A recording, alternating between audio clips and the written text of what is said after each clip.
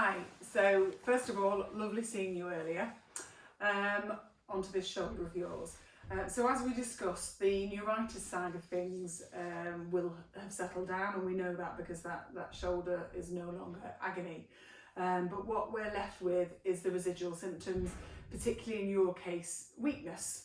And that's simply because the nerves that send the messages to the muscles, there's been nothing wrong with the muscles and the tendons per se, but they've not been getting that full electrical signal, if you like, coming from your nerves because of this brachial neuritis. So to a certain extent, there's a component of disuse in sort of a lot of the muscles of your shoulder, which is why it feels weak. And as we said earlier, the shoulder is your most mobile joint in the body. It's a big ball in a little socket, and it relies very heavily on that group of muscles, the rotator cuff, to stabilise and keep that ball in that socket.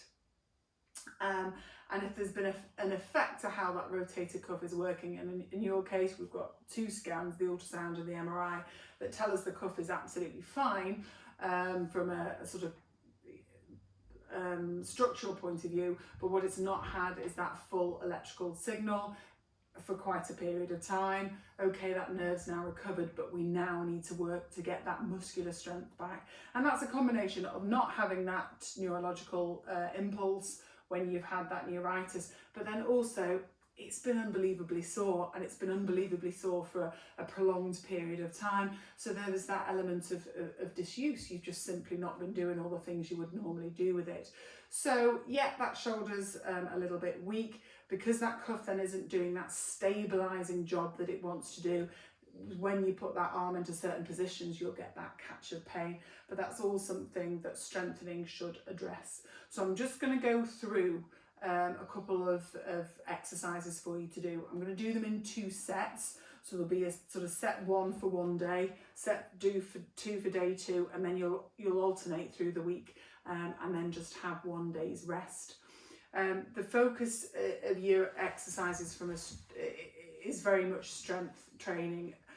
Quite a lot of the research indicates that strength training is sort of more effective if we actually work it for a smaller number of reps, but with a higher load.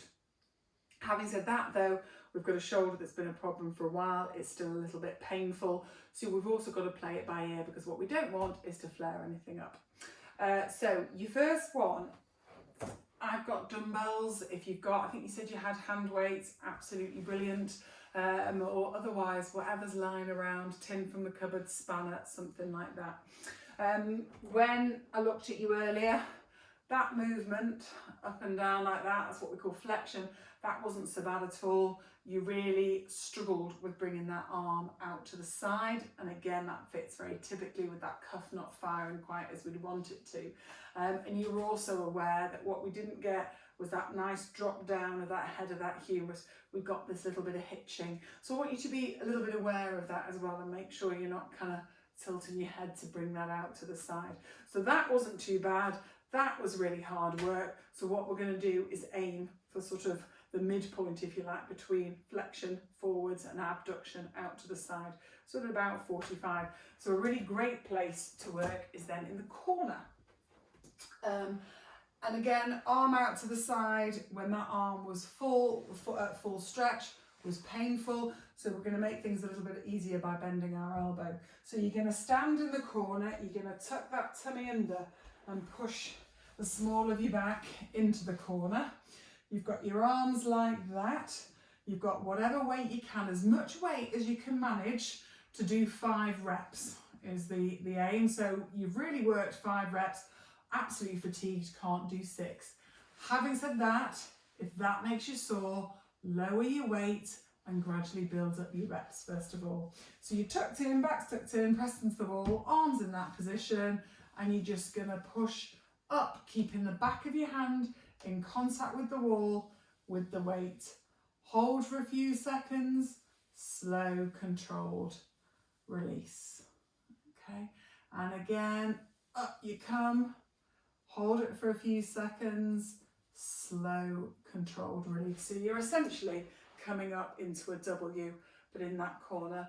When that starts to feel easier, you take it so Same principles, but this time arms out to the side, back against the wall, tuck that tummy under, and you're coming up like that.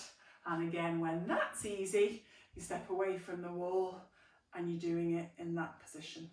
So as I say, weight, you're aiming to do 5 reps with enough weight that it's you can't manage 6, you're completely fatigued. You then need a little rest from that one, but you're not getting a rest because your next exercise is a press up. So we're gonna start with it elevated. So I'm going to show you on a chair, but if this is too low, go with the kitchen table, the back of the sofa or something like that. So arms like that. Now you need to be a little bit aware of what you're doing because you'll naturally want to favour that right side. So the first thing to do is just make sure your weight is evenly distributed. Again, tuck that tummy under. You're coming down, and as you come down, really squeeze your shoulder blades together. And then as you come up, really arch that back like that. So down you come, squeeze your shoulder blades together, up you come, push round. And again, you're aiming for 5, and it should be 5. That's hard work. So as I say, if that's too hard, bring yourself up a little bit. If that's too easy, take yourself down a little bit. You'll then go back to the corner and repeat 5 with those. 5 more press-ups, 5 in the corner, 5 more press-ups. You do 3 sets of 5 reps, and that's day 1. Day 2, we're going to work into your biceps, but also into these muscles here around this shoulder blade. So I think we said today it's a lawnmower starter. So again, you want a decent amount of weight in that left hand. You stand with your right foot forward. That left arm is right down like that, and you are imagining you are starting an old-fashioned lawnmower. Okay, so there you are, and you are pulling back and really getting that trunk rotation and squeezing that shoulder blade there, controlled down, and a fairly quick pull back. Same principles as before, quite a heavy load so that about 5 repetitions is enough. So you'll do, that's number 4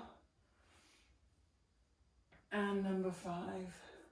And then you're gonna superset that with, so you have a little rest from that now, and then I just want you doing bicep curls. So again, this should feel straightforward, not painful at all. That shoulder's not in a position that it should be aggravated in. So I want you to load this up, and you do your 5 bicep curls, and then you go back to your lawnmowers, bicep curls, lawnmowers, bicep curls. And that's day 2, and then the next day you go back to your ones against the wall and your press ups, and that's what you do. So you should do 3 lots of each group of exercises during the week, and you've got 1 day off. As I said earlier, you're aiming for heavy load and those 3 lots of 5 repetitions per exercise. But if that starts to aggravate that shoulder, because we know that shoulder isn't quite tracking right because of that weakness, we don't want to flare anything up, having the sort of with your symptoms having settled. So if it starts to flare up, step back on that load a little bit, and if it feels okay, gradually build up your reps and then gradually take in that heavier load. I know I've got you booked in for 4 weeks time, but if you are having any problems before then, get in touch. I can always bring you in sooner if needs be, or just have a quick word with you over the phone. Quite often it's a simple tweak. Hope that all made sense. Any problems, get in touch, but otherwise, good luck.